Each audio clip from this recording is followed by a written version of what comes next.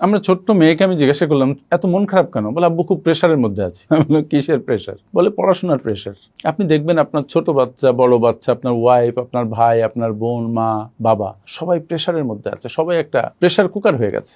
আমাদের জীবনে প্রেশার থাকবে, স্ট্রেস দরকারও গ্রোথের জন্য।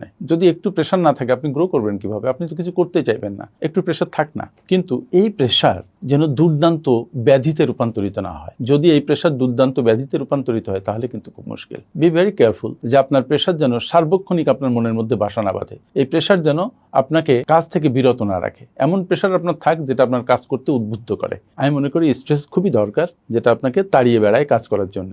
কিন্তু যে স্ট্রেস আপনাকে বসিয়ে দেয়, যে স্ট্রেস আপনাকে অবসাদে ভোগায়, যে স্ট্রেস আপনাকে শুইয়ে দেয়, সেই স্ট্রেস আপনার জন্য দরকার নেই। এর জন্য আপনার মেন্টাল রেডিনেস দরকার। আপনি নিজেই সিদ্ধান্ত নিন যে অতিরিক্ত স্ট্রেস আপনাকে কাবু করবে না। কিছু স্ট্রেস আছে যে স্ট্রেস আপনার জন্য দরকারি। আপনি স্ট্রেসকে ম্যানেজ করতে শিখুন, খুবই দরকার। এটা ব্যক্তিগত জীবনে, পারিবারিক জীবনে, অফিসিয়াল লাইফে। Thank you.